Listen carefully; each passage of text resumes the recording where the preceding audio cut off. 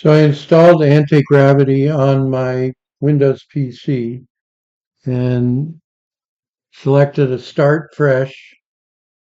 Um, and here we pick a theme. So I thought of the darker theme, but then I picked the lighter theme. At this point, we pick a development methodology. So I thought having it be review driven. I didn't know what the terminal execution policy was, so I said auto. I wanted to request reviews, and I said always ask me to execute JavaScript. It asks if you wanted to add all of your VS Code configurations and extensions, but I said no. Signing in, you don't have to go through Google's um, Studio and get keys and authorization. You can just use any Google account, which was wonderful. So we're fully authenticated. So now we had to pick a, a method of using it. It's not really a folder yet, but so I said open the agent manager, um, which it turns out is another window where you actually do your prompting. The window in the background is the VS Code lookalike or clone. So in this window, we would have a conversation. We will now open a folder.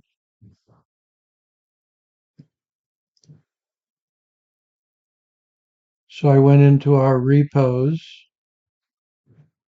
Robin actually, project called new folder called anti-G. That's the project name with an underline. And then inside the project folder, we'll have multiple repositories or stages, I call them. So we're going to make the Devo1 Robin stage. Devo1's a stage, Robin is the author. So now we have a folder and we're going to start a conversation. We've got to trust it. This is normal Visual Studio Code.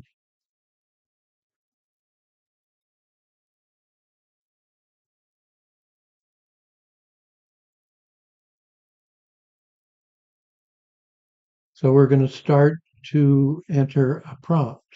You can pick a model. Notice Claude models are here, and the GPT, which is a OpenAI model, but we're going to stick with Google's model.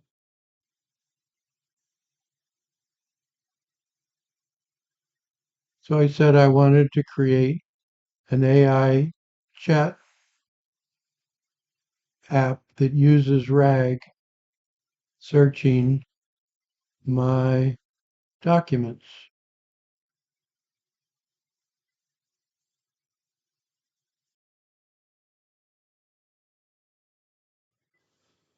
At this point, I went to an earlier AI chat discussion that we had about defensive coding or hardening up your code. So I went to the top and scrolled gradually down through it. The discussion we had, we talked about cross-site servers, cores, nice little diagram.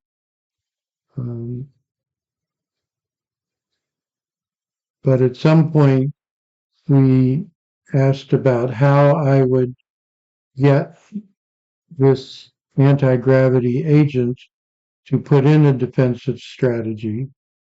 And he told me that I should write the following prompts.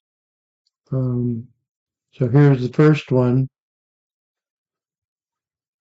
to adhere to OSAWP security best practices. So I copied that prompt and I pasted it into my prompt. Went back and got the next prompt, which had to do with PKCE, token authorization, authentication. Pasted that in and sent off my prompt to see what he would do.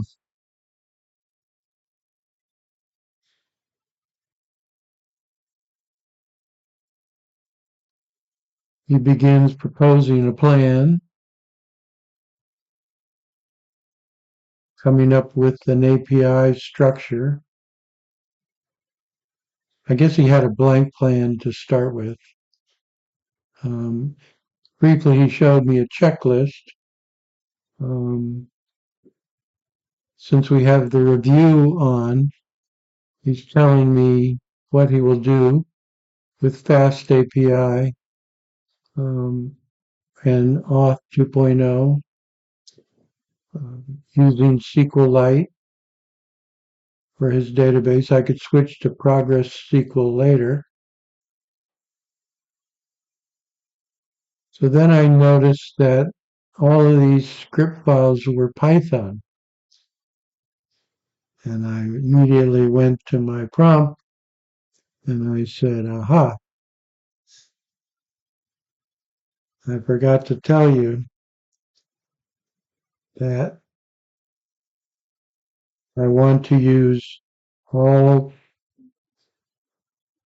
the code to use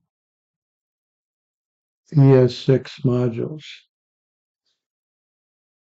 I wanted the client code to use lit components and the server code should use Express.js. I then asked him to follow this structure, which is the formar structure with the client and server folders. And inside of each of those, we have app folders. The first one being C01-app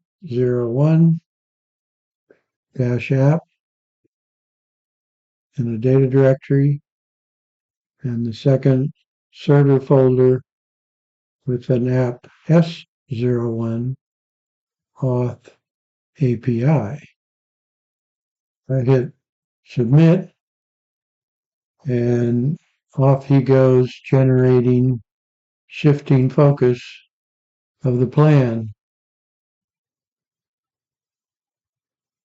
Didn't take him long to do that. Now he's defining the database structure and told me that he's updated the plan to use Express.js and lit for the client.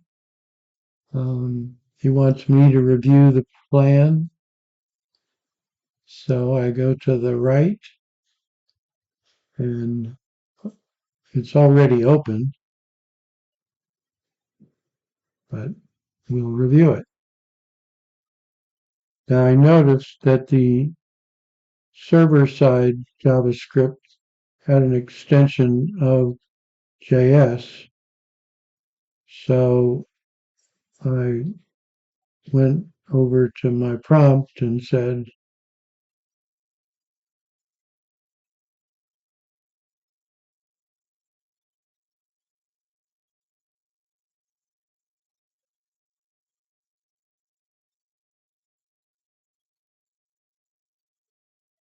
all the JavaScript, all the server-side scripts should have a .mjs extension.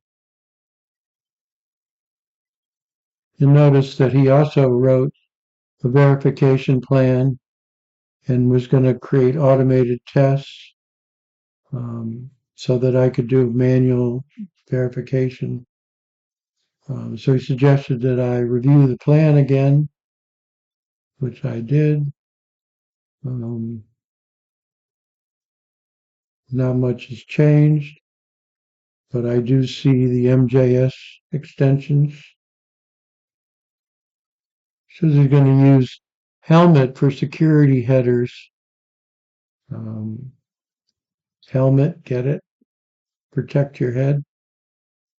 The headers, protocol headers.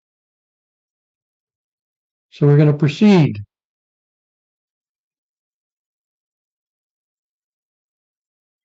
So he begins his implementation. And anytime he wants to create a directory or run an npm install, he asks if I accept that, him doing that. And so he just did npm init. And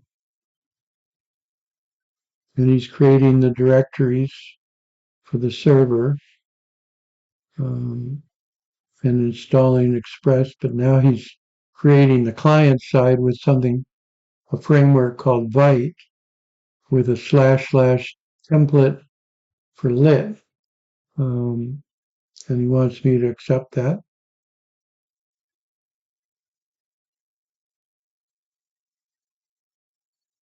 And then he's doing an npm install for Express and Helmet and Cores.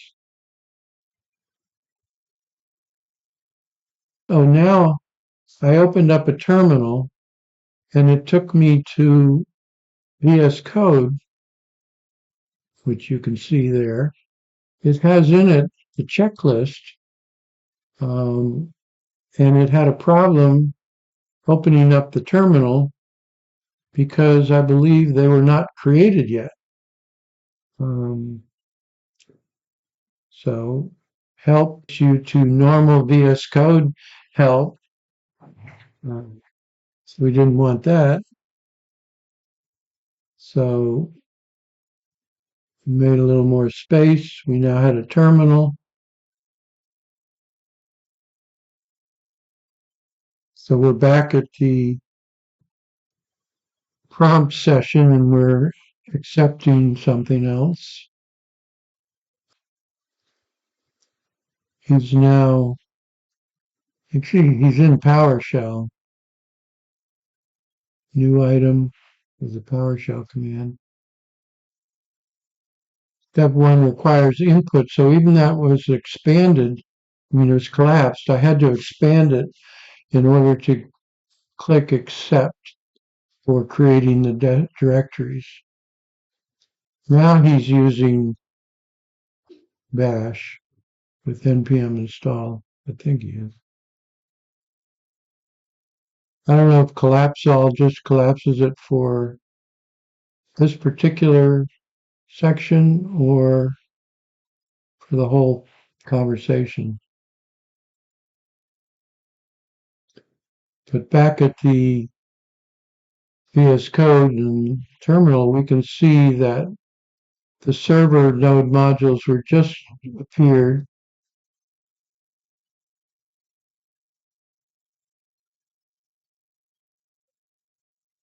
I don't know why he keeps showing me the checklist. Back to the prompt, the session.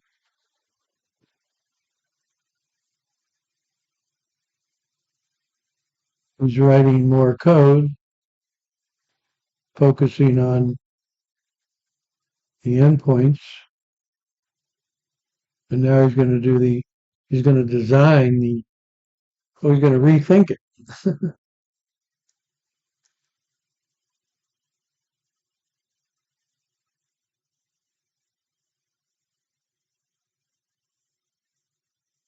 Now he's implementing the client logic.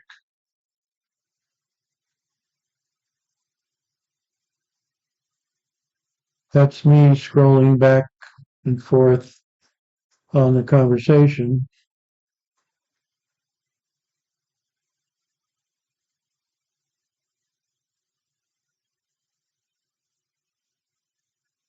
we're down at the bottom, it says generating.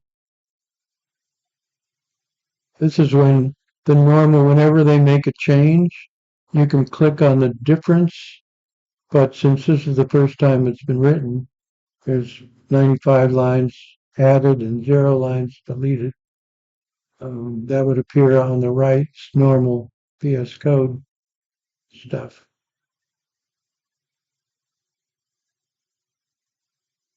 These thoughts, he tells you what he's doing, and he seems to think there's a problem with the Vite project creation. And I think he's a little confused with my form directory structure. He thought it would be in the root of the project, of the repository for the project. So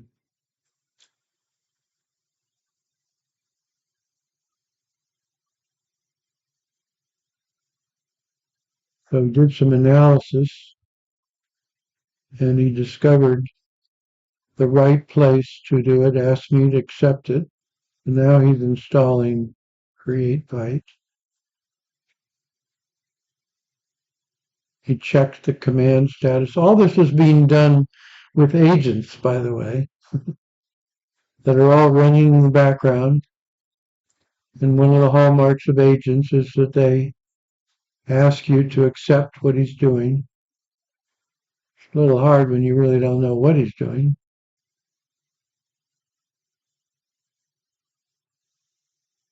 Now he had, when you try to create new folders with React or Vite, the folder has to be empty. So that's sort of a problem. But I think he managed to fix it himself. The directory's not empty, but he's able to proceed.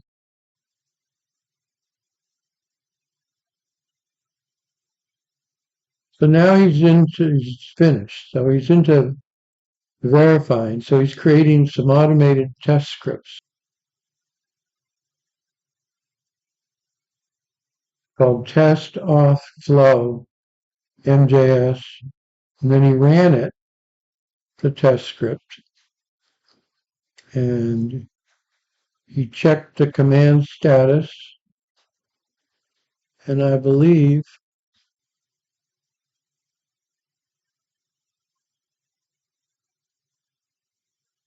I think he got an error, and so he's creating a new script, or he changed something.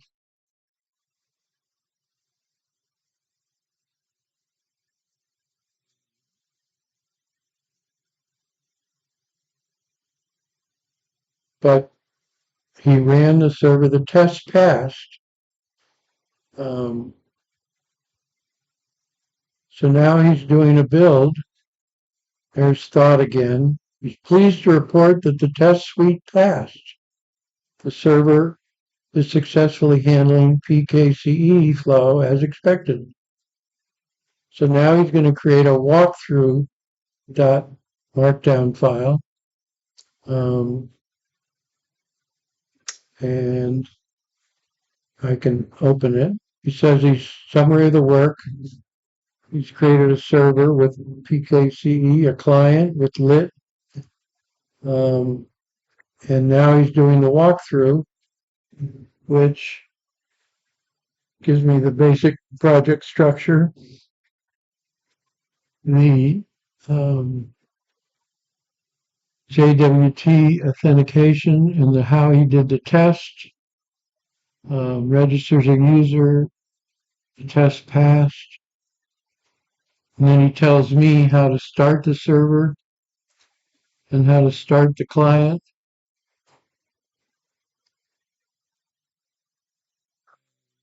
how to test the flow. It's telling me the two ports that the client and the server are going to be running on. Gives me some code highlights.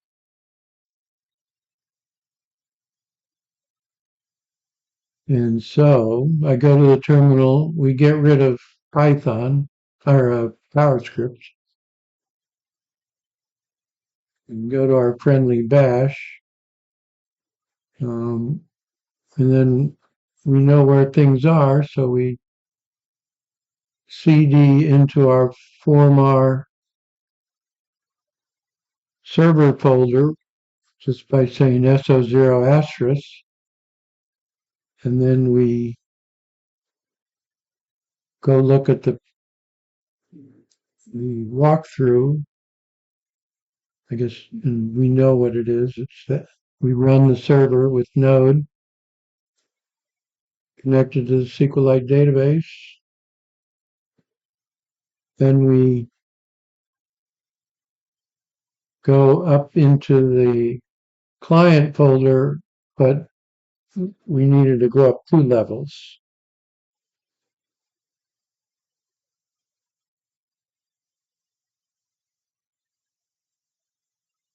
So now we got to figure out what the command is to start the client. We go back and look. The client is npm run dev.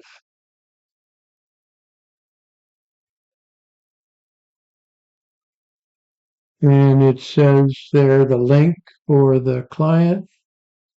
You click on it and it opens up the browser with a login page. But we actually probably should register first.